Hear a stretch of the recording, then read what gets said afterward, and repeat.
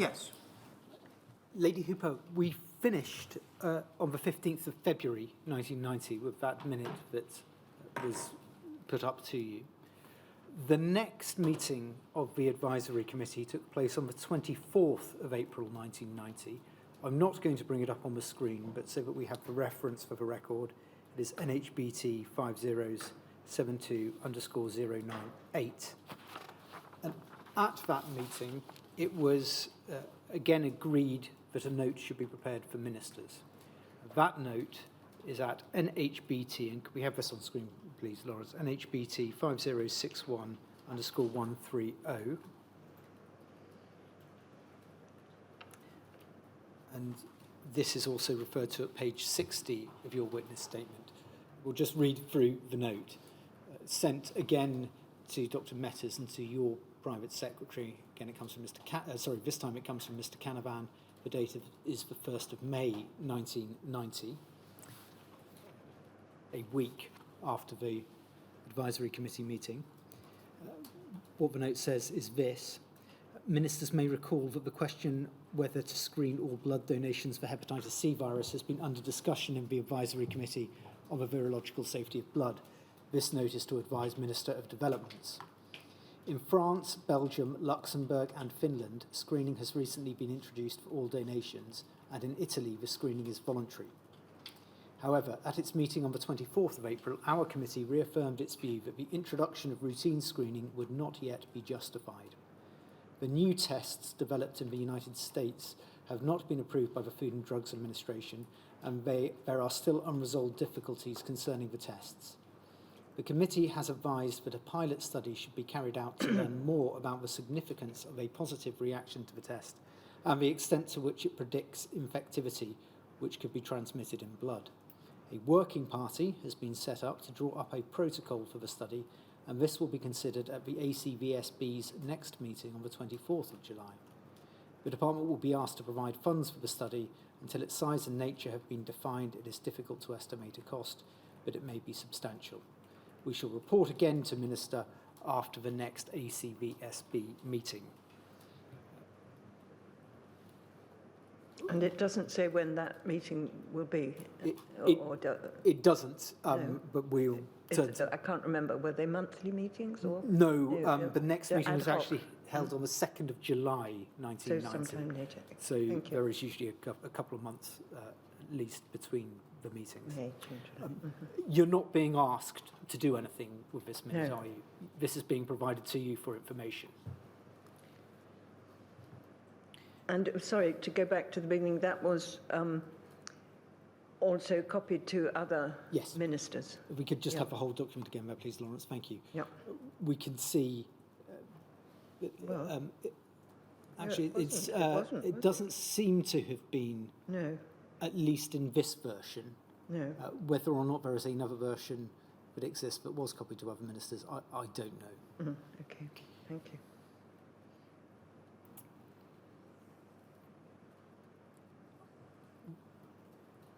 Could we have, please, Lawrence, now, PRSE 40976. This is the 2nd of July 1990 meeting.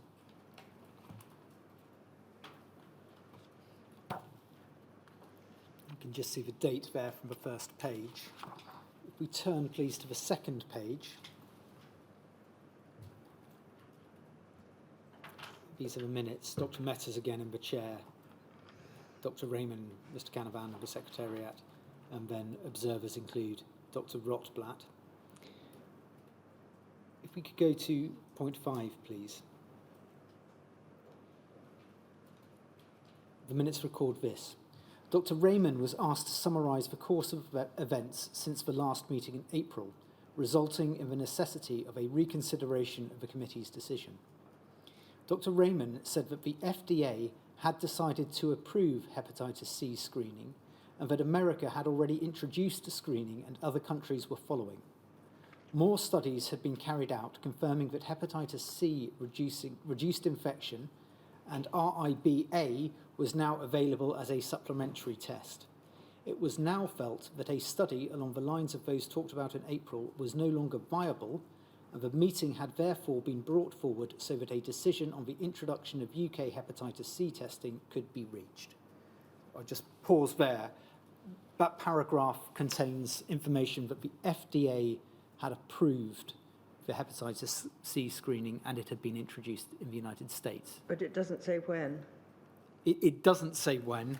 No. We know from other sources, I think, and I'll be corrected if I'm wrong, that the FDA approval came through on the 2nd of May, 1990. Thank you. Well, that after was soon the last after the meeting. previous meeting. Yeah. Soon after the previous meeting, but before this one. 2nd of May, yeah.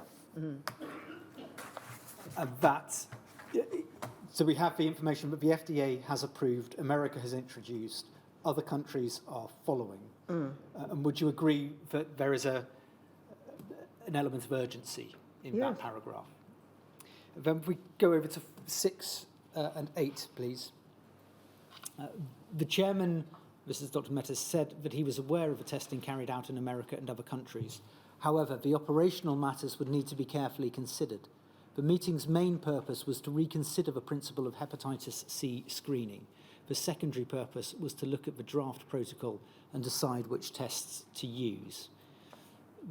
There is a summary of what Professor Zuckerman said, and then if we go to 8, please. After further discussion, the committee concluded that they should recommend to ministers that hepatitis C testing should be introduced in the UK, but that first a pilot study using the Ortho and Abbott tests was necessary to decide which was the better test for the regional transfusion centres. That's what was said, or was recorded of what was said in the advisory committee meeting. If we could now turn, please, to NHBT 5061_169. And it doesn't suggest that Dr. Mortimer re-emphasised the view that we should go ahead right away. It's certainly not in the parts that I have taken you to. And I don't remember having looked at the document previously. I mean, I wasn't looking particularly for that point, obviously, but... I'm quickly scanning through now. I can't see any record of Dr. Mortimer there. If we look at the minute that was sent up to you as a consequence of that meeting, it's the 7th of August 1990, so a little over a month after the meeting. It's from Mr. Canavan and it's sent to your private secretary, again copied to various people, but seemingly not the other ministers, at least on this copy that we have. The minute says this: Hepatitis C screening, Advisory Committee on the Virological Safety of Blood. Parliamentary Undersecretary of State and the Lords will wish to know that at its July meeting, the ACVSB advised in principle that all blood donations should be screened for hepatitis C virus. A full submission setting out the case for screening, the financial implications, and results of a cost-benefit analysis, cost-benefit study will be provided shortly. As a first step, the ACVSP has recommended a pilot study to evaluate the 2 available screening tests and the supplementary tests which would be used to discriminate between infectious and non-infectious positive reactions to the initial screening test. This would give the NBTS experience of using the tests together and will indicate if there are particular advantages in using one or other of the initial screening tests. Preparations for the evaluation are underway and the results are expected to be available in October for consideration by the ACVSB. The screening of blood donations would cost an estimated £5 to £6 million a year. The question of how this will be funded will have to be considered in the full submission. Would you agree with me that there is no reference in that minute to the FDA approval that had been given to the tests? Yes, I mean, no, there is no reference, no. There's also no reference to the fact that testing has started in the United States, is there? No, or anywhere else. Do you think that information should have been provided to you?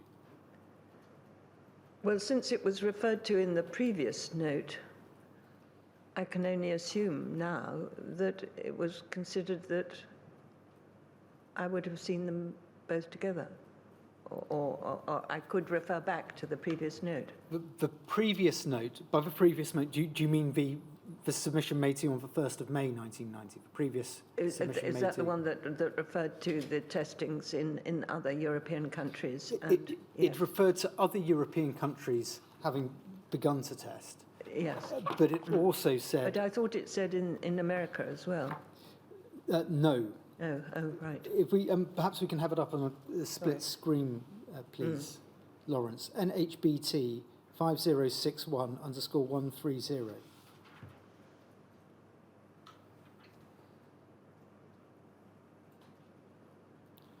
So on the left, we have the 1st of May 1990, the previous one. And on the right, we have the one that we have just looked at from the 7th of August 1990. But at that stage, it hadn't been approved by the FDA. Exactly. So there was another one which referred to the approval by the FDA, wasn't there? The document that we looked at that referred to the approval were the minutes of the advisory committee. So Yeah, those right, would right. not have been provided to you, would they? No, true. You have on the left a minute which says testing has begun to be introduced in France, Belgium, Luxembourg and Finland. The new tests developed in the United States have not been approved by the Food and Drug Administration, and there are still unresolved difficulties concerning the tests. That has given us a reason why it is that the committee is not recommending the introduction of the tests in the UK at that time. And then in the minutes of the 7th of August 1990, you have information provided to you about what the advisory committee has been discussing, but that information does not include the fact that the FDA have now approved the tests and that the tests have been introduced in the United States. No. Do you think those two pieces of information would have been helpful to you as a minister to know? Yes. Just a question on the timing of when you might have expected to hear. The document we've just looked at was the 1st of May, updating you on developments, when it says clearly the FDA haven't yet approved it, or haven't approved it. The very next day, they do. When would you have expected to hear? Because you day after. actively would have been considering this particular memo at the time. No, quite so. Would you have expected to hear pretty well within the week? Within a week, yes. Thank you. Yes. Yes. No, I hadn't picked that up, I'm afraid. Similar point on timing. The first minute was provided to you a week after the advisory committee met. The second minute was provided to you a month after the advisory committee met. What do you make of that timescale?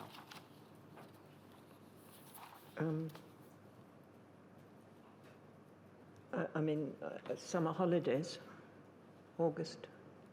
But that's the only suggestion I can make.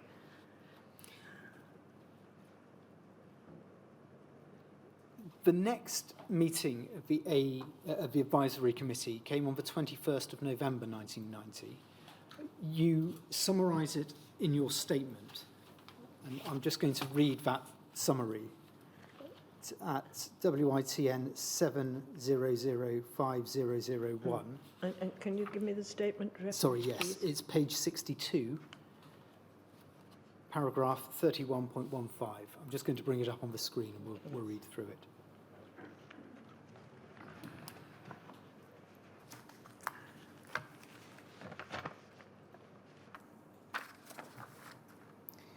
Just before I do, I should have asked you one final question about that last minute that we looked at.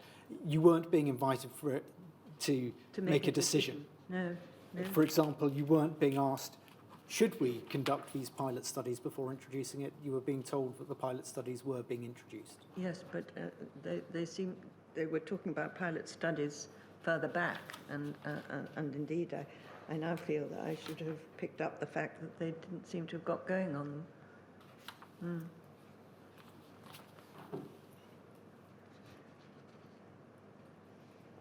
31.15, this is your summary of the meeting.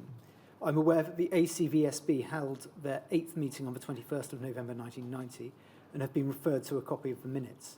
I now note from these minutes that it appears that both screening tests could be deemed to be satisfactory for routine use within the RTCs. I pause, that's both the ortho and the Abbott tests have been found to be satisfactory from an operational viewpoint, and the choice would be influenced by the equipment available in the RTC, the Regional Transfusion Centre. It seemed that there was little to choose between the two kits. Further, several members confirmed of the ACVSB, sorry, I think that might be a typo. Several members of the ACVSB confirmed that better tests were about to be introduced. It was agreed to start screening, quotes, as soon as practicable to enhance the safety of blood supply. That's the 21st of November meeting. I would only add to that when summing up, the chair said that a submission would go to the minister, and I quote, regarding this significant policy decision. That submission was made to you on the 21st of December 1990. And if we could have on screen, please, PRSE 304667. It's page 63 of your witness statement, 31.16.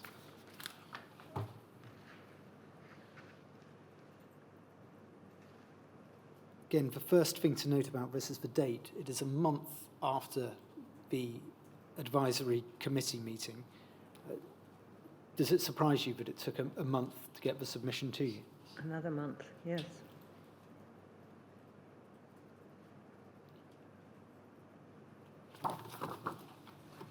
I'm not going to read through all of the minutes, but I'll just read the selected parts. We can see that it is sent from Mr. Canavan to the private secretary of the CMO, to your private secretary, then to a number of other individuals, including, we can see at the bottom, representatives of the Scottish Home and Health Department, the Welsh Office, and the Department of Health and Social Security in Northern Ireland. The minute begins by setting out the problem, which is described in the following words. Screening tests for the antibody to hepatitis C virus have now been developed. The issue is whether routine screening should be introduced in the National Blood Transfusion Service. The Expert Advisory Committee on the Virological Safety of Blood has unanimously recommended the introduction of screening as soon as possible. There would, however, be considerable cost consequences for the NHS.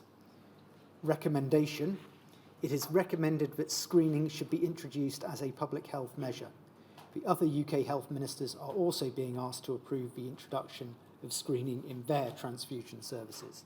I pause there to note that reference to the other UK health ministers are to relevant ministers in Scotland, Wales and Northern Ireland. Yep.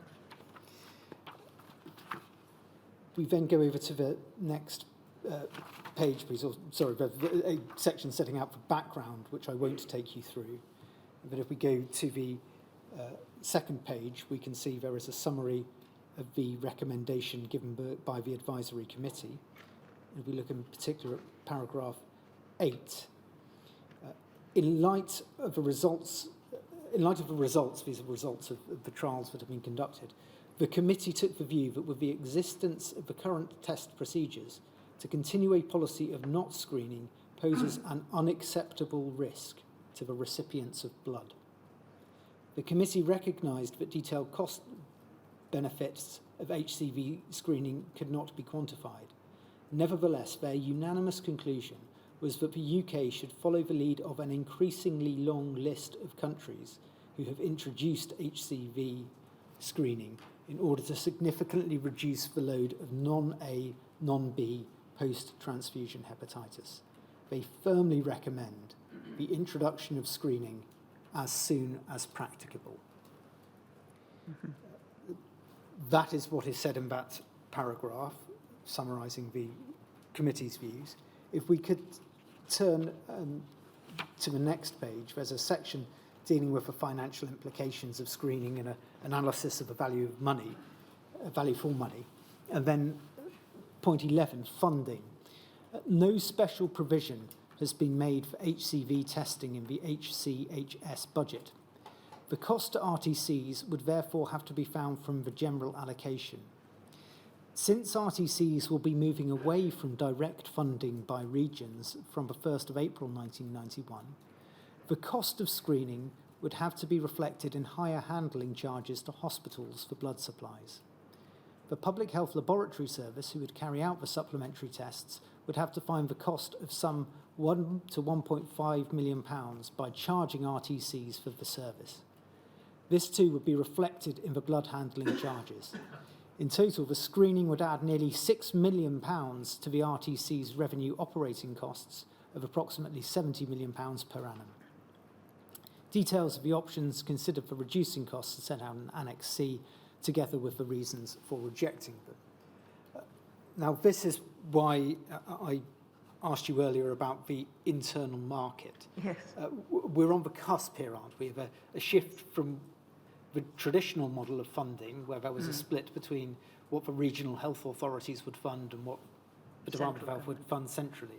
And instead, we're getting into the internal market. And is it right that the effect of this is that the costs of introducing the testing will be spread out across those who use the blood, the health providers that end up using the blood?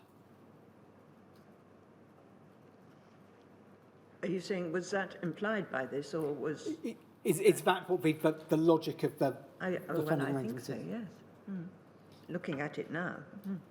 So it will cost a hospital, be it an NHS or a private hospital, a certain amount of money to obtain blood from the regional transfusion centres, and that cost will include now the cost of testing. Yes. Are you aware of any delay being caused to the introduction of testing by this change in funding arrangement? Well, I certainly don't remember any particular instance, but I mean, looking at it now, specifically dealing with it through that period of time, I can see the build-up and the fact that it's all been a rather slow process, with months going by before reports came through, and then moving into this area of funding at the last minute, as it were. But I suppose that really was as a result of the reforms being put in place, and perhaps difficulties of people working out how this was going to apply to them. Sorry, what was your specific question? The specific question is, do you know if the fact that this new funding regime was going to come into place had any causative effect in delaying the introduction of the hepatitis C testing? I don't remember the thinking at the time, but I suspect it must have had an influence in making these decisions. And although that today looks relatively little, I mean, they look smallish amounts. This is 30 odd years ago, yes. and they were considerably a higher proportion of the overheads. And of course,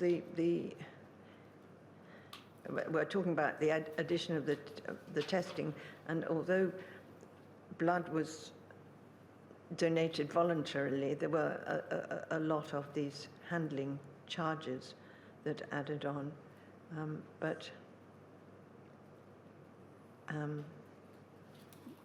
Is it fair to say you can't really assist on what the knock-on effect was? But no, I'm sorry. The way that we have described it, the way that the funding arrangements were going to work is a consequence of the introduction of the internal market.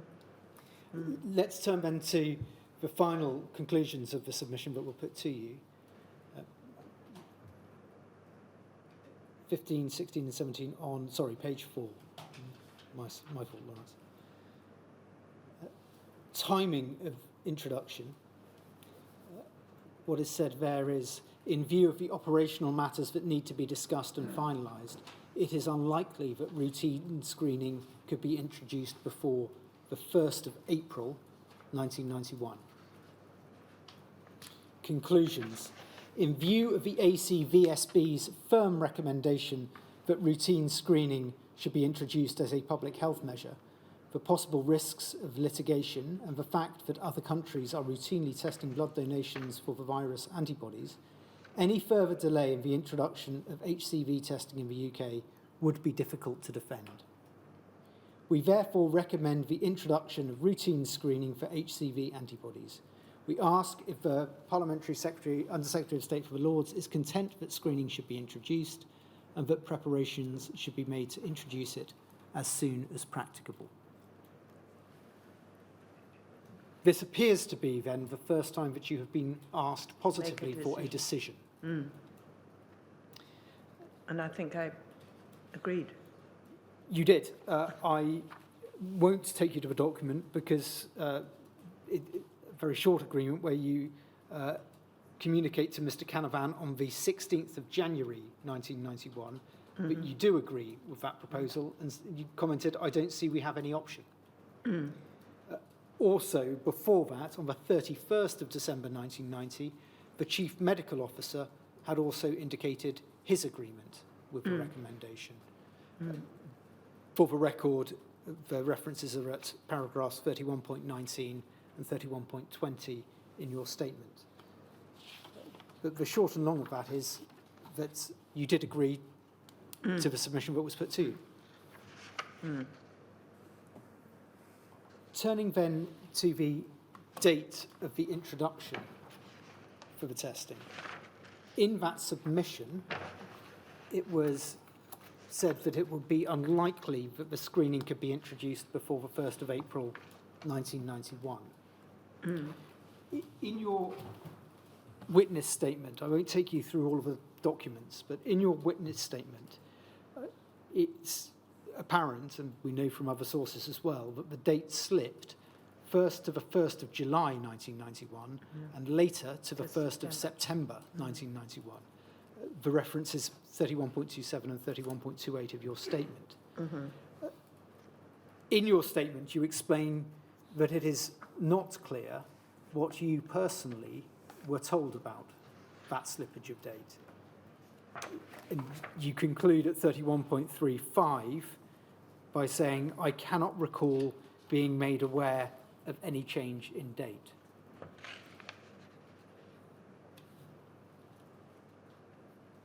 That was 31.35. 35.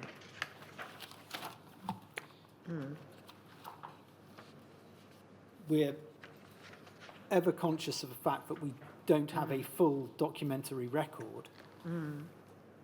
But do you think, given the nature of the matter in hand, if there was to be a slippage of date, you as Minister should have been informed about that? So I was informed that it was going to be in April originally and then slipped to July, but the slippage between July and September Or generally, you have been, the last information... I think I should have been, because I think when the time came, I was asked to do some sort of public, some announcement about it. You were, but given that you were told in December that the... Was going to be April. Well, not before the 1st of April. Oh, not before. Do you think that there should have been a submission that went to you to say, Minister, you were told in December that the testing was going to be introduced not before the 1st of April. I regret to inform you now that it will be either the 1st of July or the 1st of September. Should you have been told? Yes, and I mean, it's difficult to know if not every single piece of paper is available now, whether I was or not, but yes, I certainly ought to have been. What I'd have done about it, I'm not quite sure, but at least I should have been aware. If you had been told, it would have been an opportunity to chase up questions about why it was being delayed at the very least. Is that right? If we could go, please. But I think that, I think there was this argument about eventually about funding, but also how the screening would be delivered, and whether it would be controlled centrally or locally, or I can't quite. I think there was also a discussion about whether the second generation of tests should be used rather than the first generation, which have been the ones that have been previously discussed. Yes. Are these matters, there may have been very good reasons why the date slipped, but do you think as Minister you should have been told what those reasons were? Yes, and probably I should have asked. It would be difficult to ask, would it not, unless you knew that there had been a slippage there had in the been a date? slippage, that's true. And it sort of became more of an issue when, because it, I think, had also been agreed at some point that the testing should be introduced uniformly throughout the service. And there was one health authority that, as it were, broke ranks, I think. It says here Newcastle anyway. Let's look at that. That's what I had in mind, yes. NHBT 5062_053. This is the 30th of April 1991. Dr. Raymond sending a minute to your private secretary. We can see he's copied in there, including the private secretary of the CMO, Dr. Walford as DCMO, and Mr. Canavan, Mr. Dobson, Mr. Heppel, and others. What the minute says is this: of anti-HCV testing of blood donations, Parliamentary Under-Secretary of State and the Lords will wish to be aware that the Northern Regional Transfusion Centre based at Newcastle has unilaterally started anti-HCV screening of blood donation, despite agreement that screening would start simultaneously throughout the UK. Dr. Gunson, the director of the NBTS, is currently waiting for written details of the justification for this action. RL will be pursuing with Regional General Manager to obtain more information. But that was in April. That's the 30th of April. Yes, so that was 1991. before the slippage of the overall system to July and eventually September, yes. It's after the 1st of April. Emphasise, yes. But it emphasises the fact that it was an issue that should have been dealt with more quickly, it seems to me, now, looking at it. At the time, you were being provided with this minute, again, for information rather than for any other purpose. You discuss subsequent events in your witness statement.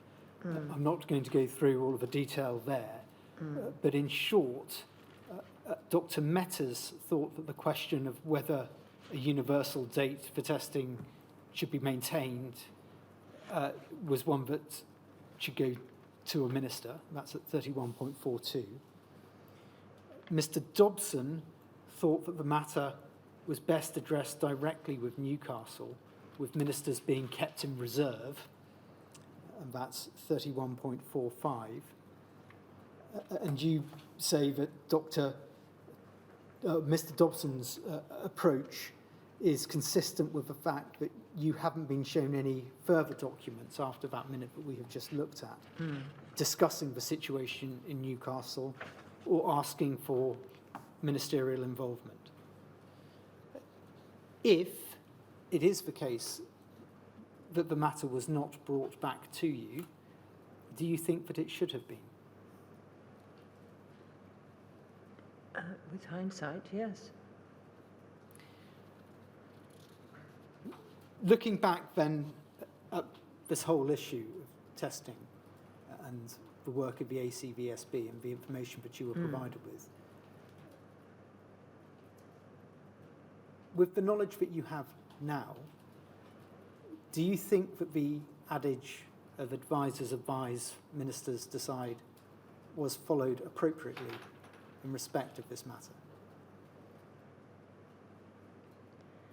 Well, eventually ministers did decide, but it was certainly not done urgently enough.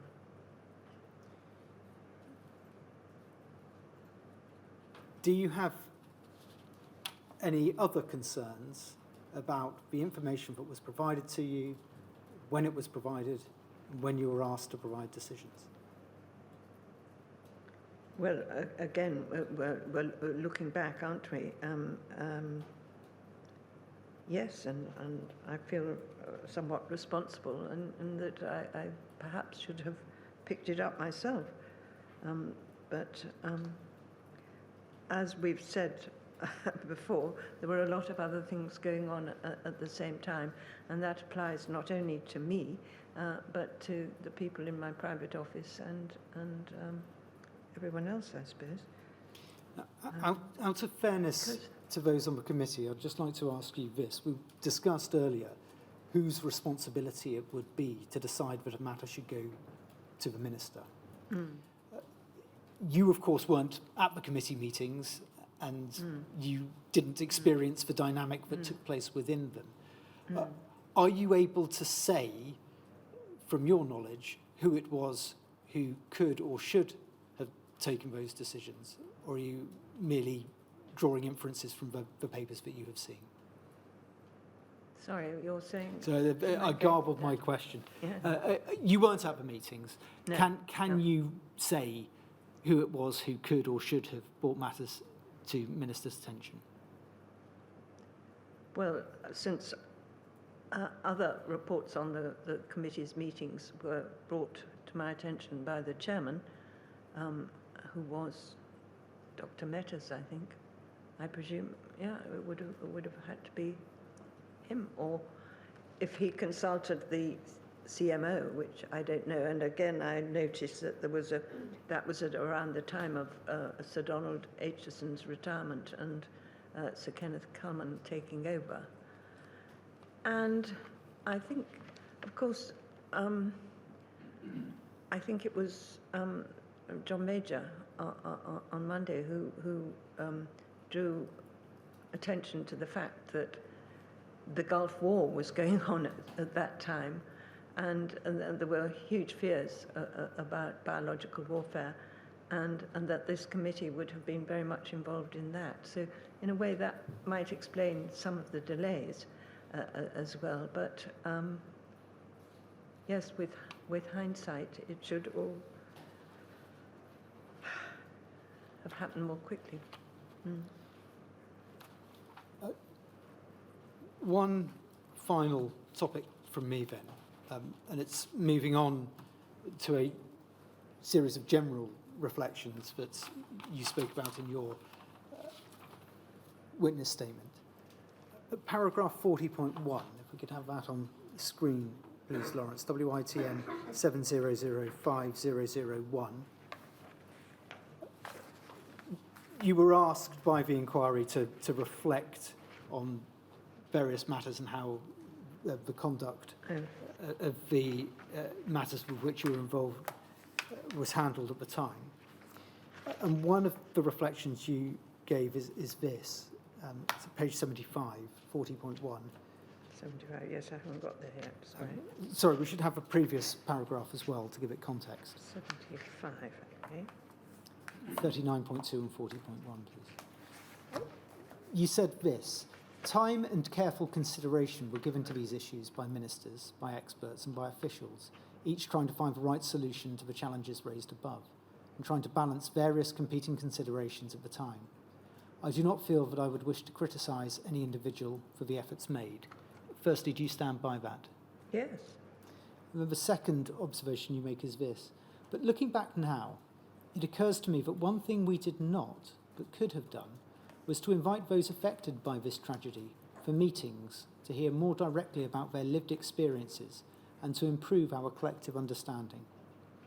At the time, the late 1980s and early 1990s, we did not have the same breadth and variety of sources that are now available to inform ministers and policymakers about patients' experiences. blogs, Twitter and social media generally have all now widened the ways in which these voices are heard. At the time, it seems that more limited contact and engagement with patients and campaigners was the norm. Could I just ask if you could expand upon why it was that you felt this?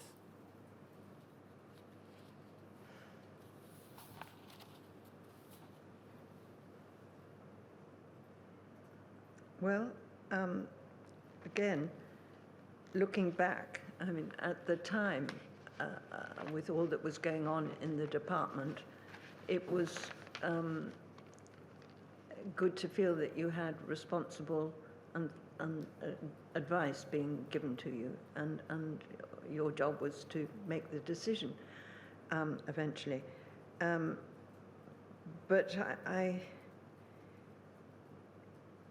I suppose, again, that it relates to the differences between the House of Commons and the House of Lords, and the fact that House of Commons ministers may have had meetings with people affected in their constituencies, and certainly members of Parliament who were raising the issue were doing it from live experience. And I don't think it was ever suggested to me that I should meet some of those who had been infected and affected. Whereas in other areas, I mean, I had certain responsibility for voluntary organisations connected with health, and there were meetings set up with representatives of those organisations which had special claims or special issues that they wanted to pass to me. So I think I would have valued having that opportunity. And whilst you can read about case studies and people who've been infected or affected, it's not the same as hearing it directly. Lady Hooper, thank you. Those are the questions that I have for you. There will now be an opportunity for the call participants to raise further questions that they may wish to ask of you.